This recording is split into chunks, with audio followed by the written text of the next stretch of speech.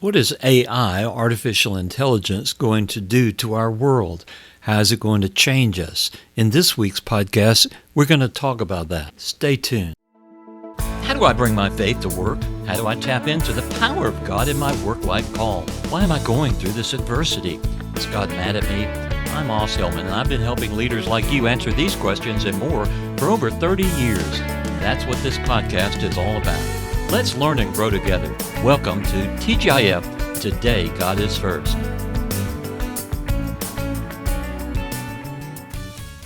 Artificial intelligence has the potential to transform many aspects of our lives in the future. Here are just a few ways AI could change the world we now live in. 1. Automation of jobs. AI has the potential to automate many tasks currently performed by humans. This could lead to significant job displacement in certain industries, but it could also lead to increased efficiency and productivity. Number 2, healthcare. AI has the potential to revolutionize healthcare by improving diagnostics, developing personalized treatments, and reducing medical errors.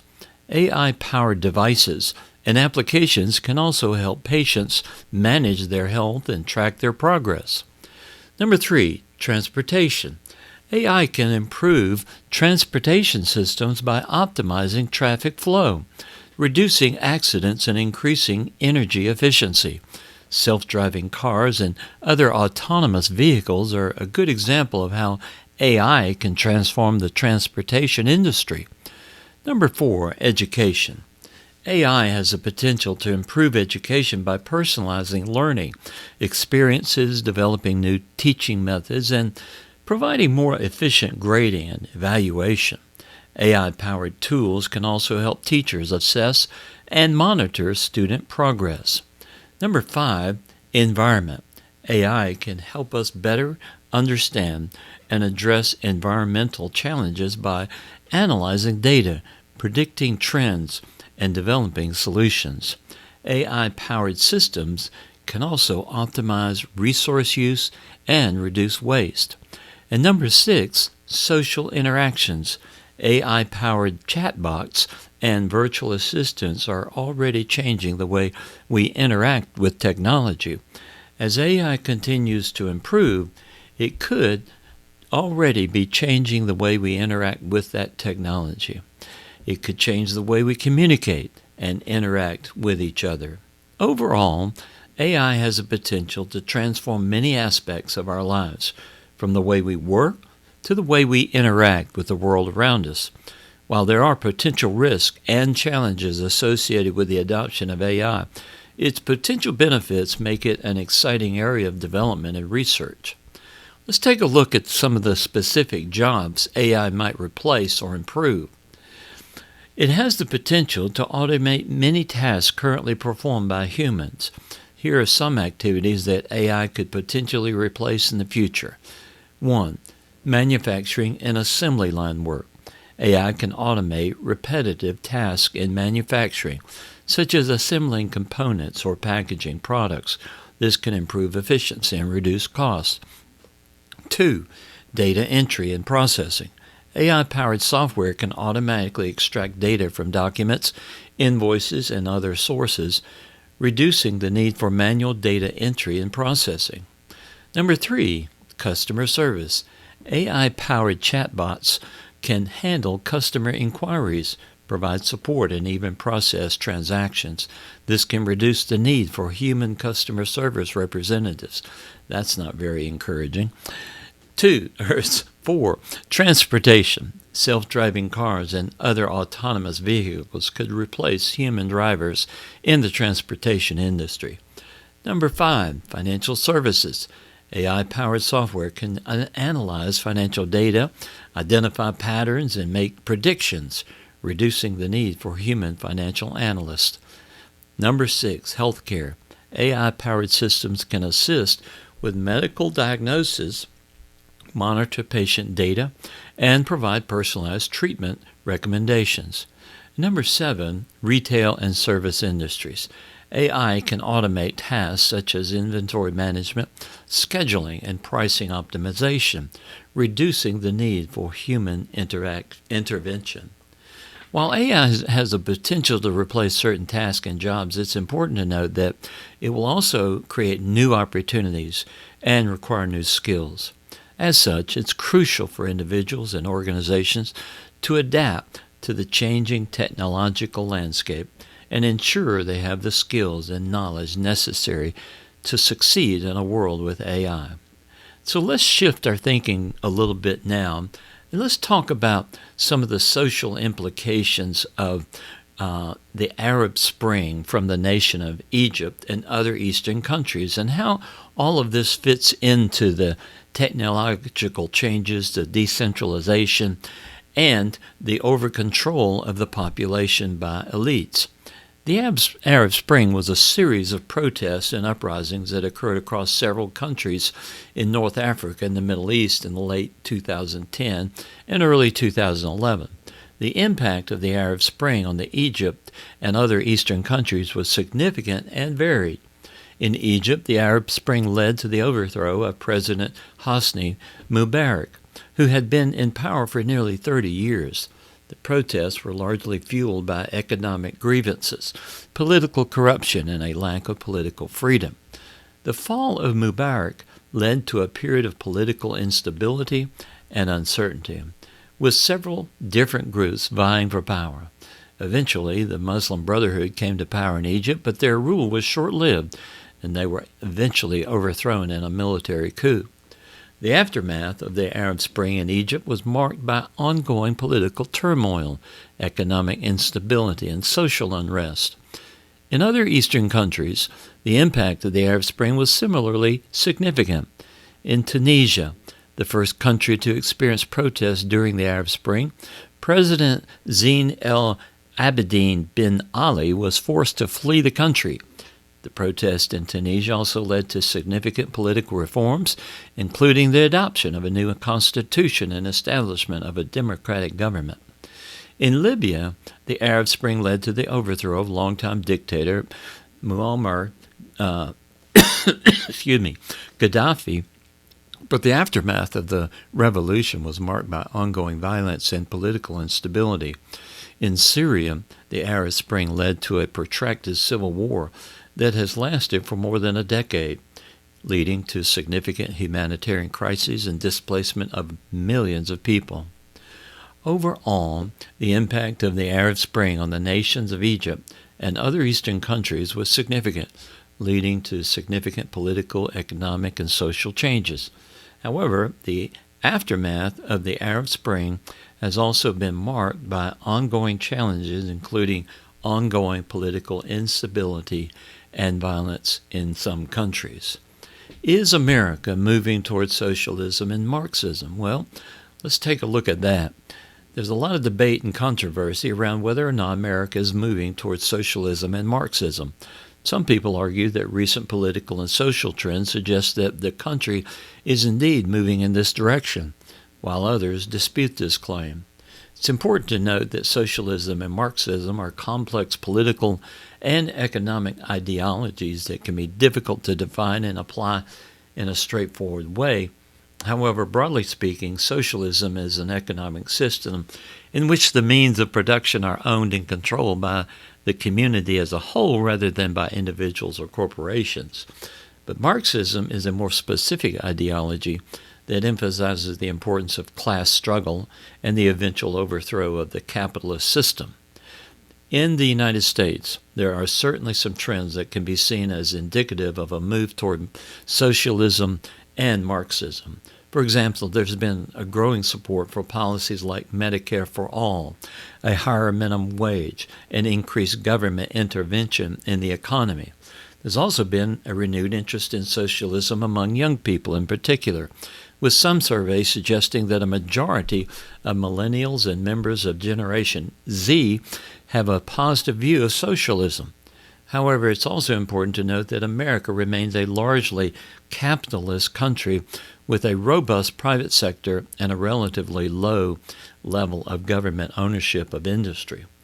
While there are certainly debates about the role of government in regulating the economy and providing social services, It's not accurate to say that the country is currently moving decisively towards socialism or Marxism, but you would be hard-pressed to convince many of us who are conservatives that the country is indeed moving aggressively toward this area. Ultimately, the future direction of American politics and economics is difficult to predict, and there'll be likely to continue to be debates and disagreements about the best path forward for the country. But one thing for sure, the country is moving farther and farther away from God, and with each passing decision that goes further and further away from the principles of the kingdom, you can be sure that God's going to give the nation over to a reprobate mind, and you're going to see decisions by leadership make less and less common sense. Let's look at China's facial recognition and social credit scores and its implications to us and other nations. China's face recognition and social credit score is a complex and controversial system that uses advanced technology and data analysis to monitor and control the behavior of its citizens.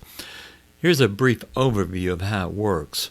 Face recognition technology is used extensively in China for a variety of purposes, including security, public safety, and commercial applications. The government has deployed millions of cameras across the country, many of which are equipped with facial recognition software that can identify individuals in real time. The social credit score is a government initiative that assigns scores to individuals based on their behavior and actions. The scores are calculated using a variety of factors, including financial history, criminal records, social media activity, and even personal relationships.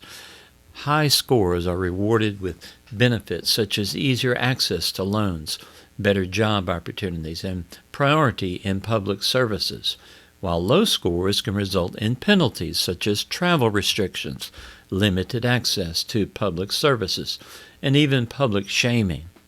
The implications of China's face recognition and social credit score system are significant and far-reaching. On the one hand, the system's been touted by the Chinese government as a way to promote social stability, reduce crime, and encourage positive behavior. However, critics argue that the system represents a serious threat to privacy, freedom of speech, and human rights. They also point out that the system could be used to suppress dissent and control the behavior of citizens in ways that are incompatible with democratic values. The use of face recognition and social credit score technology in China has also raised concerns among other nations and international organizations. Some worry that China's model of surveillance and control could be exported to other countries and used to undermine democratic values and human rights. Others argue that the use of these technologies could lead to a new era of global competition and conflict, with nations competing to develop and deploy more advanced systems of surveillance and control. Overall, the implications of China's face recognition and social credit score system are complex and multifaceted. While the system has been praised by some of its potential to promote social stability and positive behavior, it has also been criticized for its potential to infringe on privacy, freedom of speech, and other fundamental human rights. As the use of these technologies becomes more widespread, it'll be important to carefully consider their implications and to develop policies and regulations that balance the benefits of technology with the protection of individual rights and freedoms. And you can be sure that this is the tool that will be used to fulfill Revelation 13 about taking the mark of the beast. There's a new policy that's been introduced called the Restrict Act. And the Restricting Foreign Activities of United States Entities, known as Restrict Act, is a proposed law that would expand the U.S. government's authority to restrict the export of certain technologies to foreign countries. The proposed law is designed to address concerns about intellectual property theft, espionage, and national security threats posed by certain foreign entities, particularly those in China. The main provisions of the legislation includes expanding the definition of export to include the release of certain sensitive technologies to foreign persons, even if the transfer takes place within the U.S., requiring certain U.S. entities to obtain licenses from government before exporting certain technologies to foreign entities, and 3, expanding the criteria that the government uses to evaluate whether to approve or deny a license application, and 4, increasing penalties for violations of export control laws. Now, the positives of the Restrict Act is that the proposed legislation aims to protect U.S. intellectual property and national security by restricting the export of sensitive technologies to foreign entities, particularly those in China, by expanding the government's authority to evaluate and approve or deny license applications.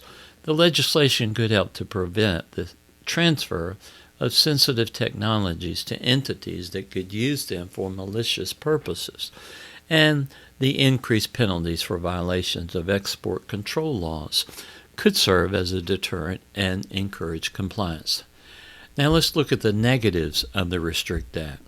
The proposed legislation could create additional administrative burdens and costs for U.S. entities that rely on the export of certain technologies, potentially harming their competitiveness. And there are concerns that the legislation could stifle innovation and collaboration between U.S. and foreign entities, as well as reduce the market for U.S. companies that specialize in sensitive technology. And there is a risk that the expanded criteria for evaluating license applications could be overly broad or subject to abuse, potentially leading to arbitrary or unfair denials of license applications. So, how would this Restrict Act impact Bitcoin and the cryptocurrency?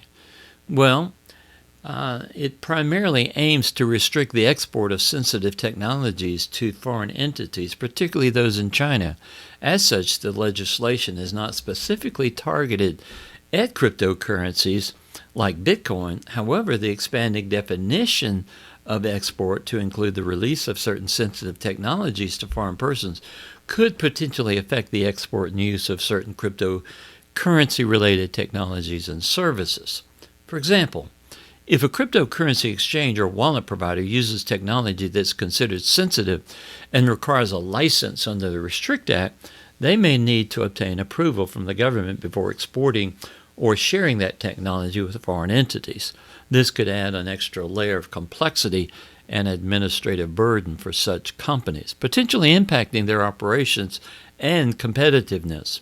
Additionally, the increased penalties for violations of export control laws could potentially impact individuals and companies involved in the illicit use of cryptocurrencies, such as money laundering and financing terrorism. The U.S. government has already taken steps to regulate cryptocurrency and enforce anti-money laundering and know your customer requirements, and the Restrict Act could further strengthen these efforts. Overall, the Restrict Act is not directly targeted at cryptocurrencies, but it could have some implications for the industry depending on how the government defines and regulates sensitive technologies. So, that's all for today. I hope this has been informative to you to help you understand the times we live in. The Scripture tells us we need to be people of Issachar to understand the signs of the times. And I hope that you'll join us in the Change Agent Master Mentor Program if you're not a member, as we together as a community learn together, walk together, and try to be cultural change agents. You can find information at camastermentor.com. That's camastermentor.com. God bless. Have a great week. Let's face it, we all want to make a difference. We want to live for Christ. We want our work to have meaning deep down. We all want to live a larger story to make a difference in the world. But how do we do this? It doesn't just happen. We must invest in our spiritual and professional life that involves spiritual mentoring and training. But where do we go to get that kind of spiritual mentoring and professional training? Is it at church, a conference, a school? The Change Agent Master Mentor Program is the answer to that question, founded by Os Hillman. He is a pioneer in marketplace ministry and has had a 40-year advertising and business career, working with clients like American Express, Steinway Pianos, Thomas Nelson Publishers, and a host of other successful companies. He understands the challenge of living for Christ in a pressure-packed business environment. He created the Change Agent Master Mentor Program to help leaders. Os will help you realize your dream of being successful in your career and having an influence on your world. The Change Agent Master Mentor Program is designed for you to realize your larger story, to understand your purpose, to learn and apply your faith life to your work life from Os and other proven workspace leaders who are doing it. Our online course and group mentoring will help you become God's change agent, to be a cultural influencer and succeed in your work-life call, and grow in your relationship with God and with other members of the Change Agent Master Mentor Program. Come join us. Let's influence the world together. www.camastermentor.com